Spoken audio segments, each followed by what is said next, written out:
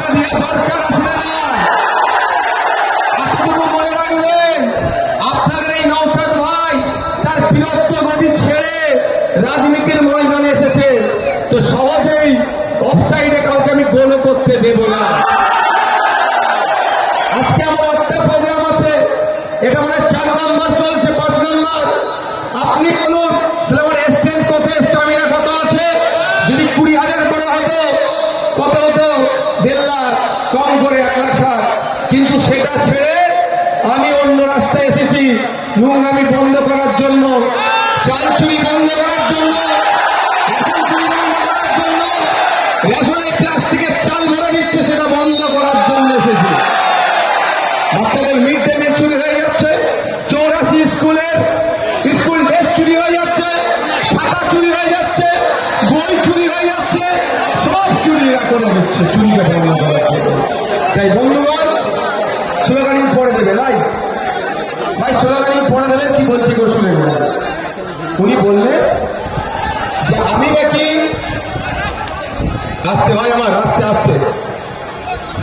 উনি বললেন আমি শুভেন্দু অমিত শাহজির দেওয়া সিকিউরিটি নিয়ে ঘুরছি, যদি সাহস থাকে ছেড়ে দিন রাজ্য সরকার তাহলে দেবে।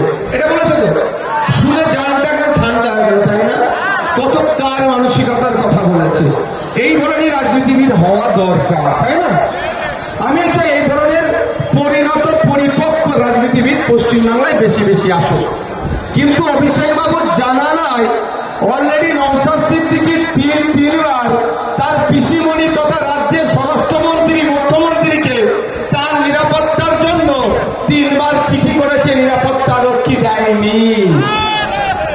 তারপরে আমি অমিত শাহজিকে চিঠি করলাম যে পশ্চিমবাংলায় বিরোধী দলের যারা বিধায়ক আছে সবাইকে আপনি সিকিউরিটি দিয়ে রেখেছেন, আমিও তো বিরোধী দলের বিধায়ক, আমি কি দোষ করলাম? আমার উপরে এই ধরনের প্রাণঘাতী হামলা চলছে, আমাকে নিরাপত্তা রক্ষী দেওয়া হোক।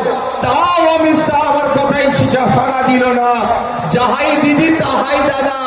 পিছড়ে বর্গের কথা বলছি, পিছড়ে বর্গের দলিত আদিবাসী হিন্দু মুসলমানের অধিকারের কথা বলছি। স্বাভাবিকভাবে অমিত শাহজি হোক আর মোদীজি হোক আর মমতা দিদি হোক, সবার তো মুখটা একটু আমার প্রতি গুমড়ে থাকবে, এটা স্বাভাবিক। তারা আমাকে দিল না, অমিত শাহজিকে চিঠি করলাম, দিল না।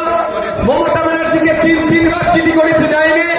তারপরে আমি স্পিকার স্যারকে চিঠি করলাম, আমি যার কাস্টেডিয়ান, আমি যার আন্ডারে আছি, যিনি আমার কাস্টেডিয়ান, তাকে বললাম যে ন্যূনতম বিধায়ক হলে যেই সিকিউরিটিটা পাওয়া যায় সেটা অন্তত আমাকে দেওয়া হোক। তাও মমতা ব্যানার্জি, এই অভিষেক ব্যানার্জির পিসিমণি, আপনাদের জানিয়ে রাখি, মিষ্টি মিষ্টি কথা বলে সরল ধর্মপ্রাণ মুসলমান দলিত আদিবাসীর কাছ থেকে দীর্ঘদিনেরা ভোট লুট করেছে। নওশাদ মার্কেটে আসার পরে এদের ভোট লুট বন্ধ হয়ে যাচ্ছে, কারণ এদের এই জন্য তারা চাপে পড়ে যাচ্ছে। নওশাদের বক্তব্য, ক্যাপ্টিভ ভোটম্যান হিসাবে থাকবেন না, ক্যাপ্টিভ ভোটম্যান হিসাবে থাকবেন না, আপনার অধিকারের নিরিখে ভোট চান। আপনি দলিত, আপনি আদিবাসী, আপনি হিন্দু, আপনি মুসলমান, আপনি ওবিসি, আপনি খ্রিস্টান, আপনি ছাত্র, আপনি যুবক, আপনি কৃষক, আপনি শ্রমিক, আপনি সরকারি কর্মচারী, আপনি প্যারা টিচার, আপনার যে সংবিধান প্রদত্ত অধিকার আছে সেইগুলো চান, তার জন্য আওয়াজ তুলুন। বারবার কথা বলেছি, তাই আমার সাথে যুক্তি তর্কে পেরে উঠতে পারছে না বলে আমার সম্পর্কে মিথ্যাচার করছে। কিন্তু মিথ্যাচারের তা ঢপের চপটা আমার দেগঙ্গার ভাইরা মায়েরা খাবে কি মনে হয়? এই অভিষেক বাবুর ঢপের চপ আমরা খাবো? তারপর আমি জবাব দিয়ে যাচ্ছি। আমি 3বার মমতা ব্যানার্জিকে চিঠি করেছি, একবার স্পিকার স্যার আর একবার স্বরাষ্ট্র সেন্ট্রাল হোম মিনিস্ট্রিকে করেছি, কেউ আমার ডাকে সাড়া দেয়নি। কিন্তু আমি তো চুপ থাকার ছেলে নয়, সোজা আগুনে না ঘি উঠলে কি করতে হয়? আমি সেই ছেলে, পেনের খোঁচা দিতে একটু বেশি পছন্দ করি। আস্তে আস্তে তো আমাকে 2টো বোন 2টো পেনও গিফট করেছে, সব ছেড়ে এসেছি।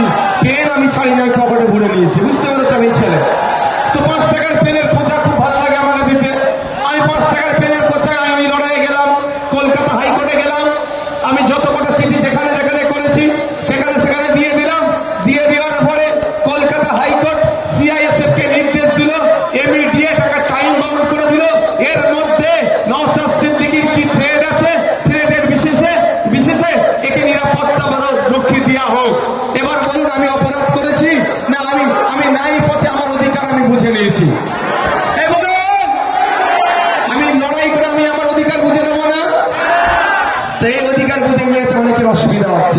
কি বলছে যে রাজ্য অমিত শাহর পুলিশ ছেড়ে দিক, আমরা দিয়ে দেবো।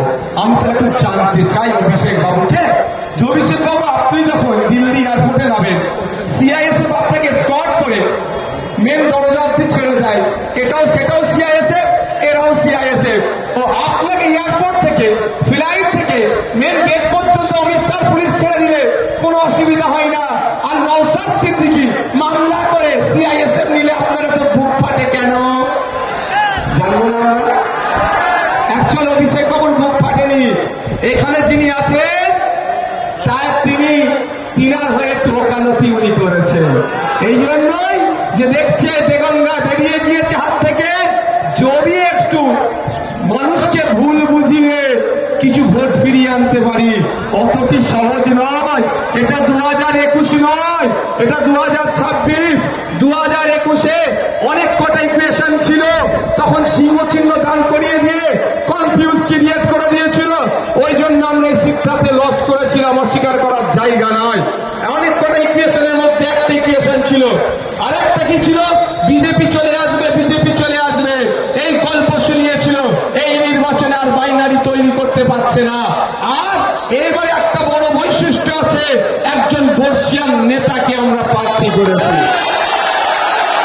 কেউ ভালো ছিল, কিন্তু এটা বর্ষিয়ান একজন পরিপক্ক রাজনীতিবিদ। কোথায় কোথায় কোন সুইচে কি কাজ করতে হবে, কোন কাটা কিভাবে তুলতে হবে, কোন নেট কোন কাছিতে কাটতে হবে, কোন জায়গায় নিকোপ্লাস দিতে হবে, সব ভালো করে জেনে বসে আছে। সুতরাং আর ভোট নয়, সেই জন্য আপনাদের একটু ভুল বুঝাতে চাইছে। আমি আপনাদের বলি, আপনাদের জেনে রাখা দরকার। আমার জানার মধ্যে যদি ভুল হয়, আশা করছি অভিষেক বাবু পরের বক্তব্যে আমার ভুলটা শুধরে দেবে। এডুকেশন হ্যাজ নো এন্ড, শিক্ষার কোনো শেষ নাই। আমার জানার গাড়িতে ভুল থাকতে পারে, যদি থাকে অভিষেক বাবু পরের বক্তব্যে কি করবে, আমার ভুলটা শুধরে দেবে। কি দিল্লি এয়ারপোর্ট থেকে বার হলেন, পার্লামেন্ট গেলেন, আপনার বাসভবনে গেলেন, আপনার নিরাপত্তাটা কে দেয়? বাংলার police, West Bengal police, Calcutta police, না ব্যারাকপুর কমিশনারেটের পুলিশ দেয়? কে দেয়? দিল্লি পুলিশ দেয়। দিল্লি পুলিশ কার আন্ডারে? সিআইএসএফ যার আন্ডারে, দিল্লি পুলিশ তার আন্ডারে, তথা অমিত শাহজির আন্ডারে। দিল্লিতে গিয়ে আপনি দিল্লি পুলিশের নিরাপত্তা নেবেন, তখন কোনো অসুবিধা নাই, তখন খুব ভালো লাগে। আর নওশাদ সিদ্দিকীর উপরে প্রাণঘাতী হামলা আপনারা চালাচ্ছেন, তাহলে সেখানে নওশাদ সিদ্দিকী আর লড়াই করে, আইনি লড়াই করে নিরাপত্তা রক্ষী দিলে এত কেন অসুবিধা হয় আপনাদের? এ প্রশ্ন করবেন না? তাহলে ক্লিয়ার মেসেজ? মেসেজ ক্লিয়ার তো?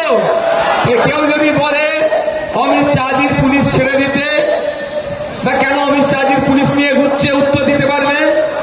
এরপরে একটা প্রশ্ন থাকছে, উনি বলেছেন অমিত শাহজির পুলিশ কি ছেড়ে দেওয়ার কথা। হ্যাঁ, আমি অমিত শাহজির পুলিশ তো নয়, এটা দেশের পুলিশ। কি? এটা দেশের পুলিশ, দেশের force, central reserve arms forces এর মধ্যে এরা একজন। তাই এটা দেশের ফোর্স। তারপরেও বলছি, আপনি বলুন, আর এরপর থেকে যখন দিল্লি যাবেন, এয়ারপোর্টে ফ্লাইট থেকে নেবে, পার্লামেন্ট হাউস বলুন আর আপনার বাসভবন বলুন, বা আপনি যেখানে থাকেন সেইখান পর্যন্ত আপনি কথা দেন দিল্লি পুলিশকে নেবেন না। আমিও কথা দিচ্ছি, বিনা সিকিউরিটিতে আমিও ঘুরব। কি বলছি বুঝে আসছে? উনি দিল্লিতে গিয়ে অমিত শাহ পুলিশ নেবে, সেখানে অসুবিধা নাই। আর নওশাদ এখানে মামলা করে দেশের পুলিশ নেবে, ওনার ওই জন্য বুক ফেটে যায়। কি বলছি বুঝে আসছে? এগুলো আপনাকে মাইন্ডকে ডাইভার্ট করতে চাইছে। আমরা মাইন্ড সেট আপ করে নিয়েছি তো। ইভিএম মেশিনে কোন নম্বরে দেখান তো আপনারা, দুটো হাত তুলে 7 নম্বর কেমন করে? 7 নম্বর তোমার ইভিএম মেশিনে মাইন্ড সেট আপ হয়ে গেছে। এতটাও বলে যাচ্ছি, গুন্ডা মাস্টার লাগিয়ে ভাবছে ভোট লুট করবে না। ও দিন গুজার গিয়া, ও দিন গুজার গিয়া। একটা ভোট চুরি হবে না। আর যে ভোট চুরি করতে আসবে, গণতান্ত্রিক প্রক্রিয়া চুরিটা বন্ধ আমরা করবো। আমি শুনছি না, সত্য মিথ্যা জানি না, ফেসবুকে একটা পোস্ট দেখেছি, পোস্টটা আলোচনা করবো। কিন্তু তথ্য ছাড়া কথা বলি না, আপনারা জানেন। ঝুঁকে এসে গেল বলে বলছি, আপনারা যদি বলতে পারেন বলবেন, আমার দোষ না, দোষের আপনারা জানেন। একজন ফেসবুকে লিখেছে 16 কোটি টাকাতে যিনি প্রার্থী হন তিনি ভোটে জিতলে কিভাবে শোষণ করবে। বুঝে আসছে কথা বলছে? তাহলে বলি 16 কোটি টাকা শুধু প্রার্থী হওয়ার জন্য দেন, জেতার জন্য আরো 16 কোটি টাকা খরচ করবে নিশ্চিত হবে। 32 কোটি টাকা যদি খরচ করে 10 টাইমস যদি লাভ করে 300 কোটি টাকা তুলবে। ব্যবসায়ী ব্যবসায়ী তো নাকি ভাই? কেমন না বৈধ ব্যবসা অবৈধ ব্যবসা আমি জানি না ভাই, ও আইন জানি না, কিন্তু ব্যবসায়ী তো 10 টাইমস যদি লাভ তৈরি করতে চাই 300 কোটি টাকা কোথা থেকে আসবে বলুন? আপনার আমার কাছ থেকে তুলবে, কিভাবে তুলবে?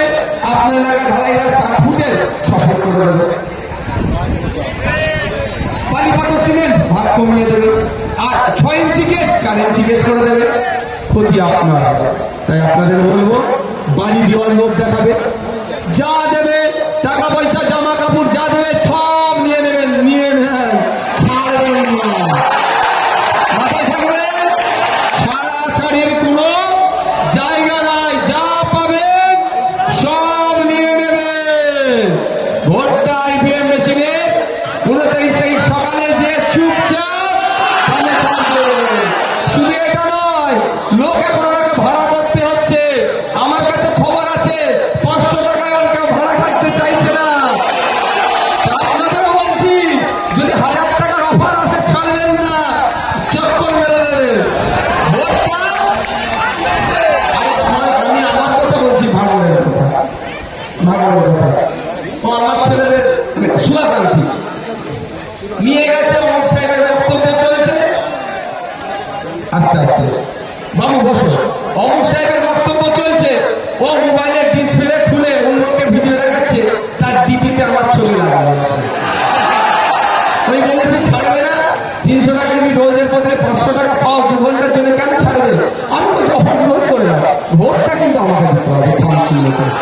তাই বন্ধুগণ, আমি আপনাদের বলবো একটা কথা, যে আগামী 5 বছর দেওয়ানগাঁর ভালো থাকা শুধু নয়, রাজ্যের মানুষের হয়ে লড়াই করার জন্য, নওশাদ সিদ্দিকীর পাশে সাথ দেওয়ার জন্য, নওশাদ সিদ্দিকীর সঙ্গে সুর মিলিয়ে আইনের সবার মধ্যে গিয়ে শিক্ষা, স্বাস্থ্য, কর্মসংস্থান সহ যে বিলগুলো নিয়ে আসছে মানুষের বিপক্ষে যাচ্ছে, যেমন আপনার ওয়াকফ সংশোধনী আইন থেকে শুরু করে বিভিন্ন আইন, ফরেস্ট রাইট অ্যাক্টকে অ্যামেন্ডমেন্ট করে যেভাবে মানুষের অধিকার কেড়ে নিচ্ছেন, তার বিরুদ্ধে লড়াই করার জন্য আমার পাশে একজনকে সাথে দেবেন তো নাকি?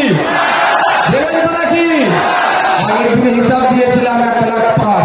আমি এটা বলবো না, এখানে ভোটটা আমি আজকে দেগঙ্গা থেকে, দেগঙ্গার ও মাথা থেকে বেড়াচাপা শুরু করলাম, হাতিপুর, যেখান থেকে আমি শুরু করেছি জায়গাটার নাম বলার একবার, ওখান থেকে আমি এই পর্যন্ত আসার আগে অন্তত রাস্তায় কম করে বলছি 10 থেকে 15,000 মা বোন বাপ ভাই দাঁড়িয়েছিল বিভিন্ন জায়গায় আমাকে স্বাগত জানানোর জন্য।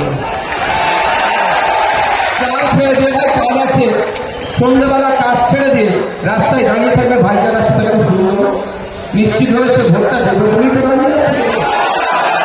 ওই দিনকে 1 লাখ বলেছিলাম ভোট পাচ্ছি, এই 15,000, 1,15,000 এমনি হয়ে গেল, আর এটা অ্যাড করে গেল 1.5 লাখ পারতো, 1.5 লাখ পারতো, তার গল্প শেষ তো, গল্প শেষ করে দিয়েছে, খেল খতম করে দিয়েছে আমাদের মফিজুল সাহেব। এবার আপনাদের শুধু কাজ হবে 29 তারিখ সকাল সকাল গিয়ে IVM মেশিনে 7 নম্বর বোতামটা টিপবেন, আপনাদের কাজ। তারপরে ওর বলে নাকি গণনা কেন্দ্রে বুঝে নেবো, যে গণনা কেন্দ্রে কিভাবে কি করতে হয় সেটা আমরা 2021 নয় 2026 আমরা বলছি, আমরা বুঝে নেব। আগামী দিনে এটাও বলে রাখছি, 4 তারিখে মিলিয়ে নেবেন পশ্চিমবাংলায় ISF বামপন্থীরা সরকার তৈরি করছে। যা মেজাজ মানুষের, আমি মামলায় গিয়েছিলাম, মোটামুটি সুজাপুর শুধু নয়, ইংলিশ বাজারে একটা প্রোগ্রামে, একটা ওয়ার্ডের প্রোগ্রামে পৌরসভার, ওখানে গিয়ে বলছে প্রোগ্রামে আমি লোক সমাগম দেখলাম, একজন বলছে আমি 30-35 বছর রাজনীতি করছি, এত লোক কোনোদিন দেখিনি। মায়েরা 5 মিনিট বক্তব্য দেবে, কারো অসুবিধা আছে? মায়েরা তাহলে রাজি আছেন তো নাকি? লক্ষ্মীর ভান্ডার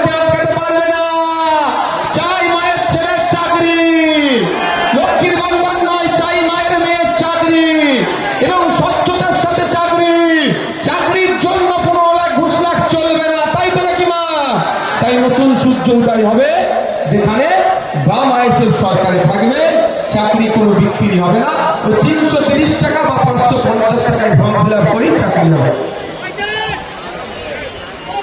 এবার ফ্ল্যাশ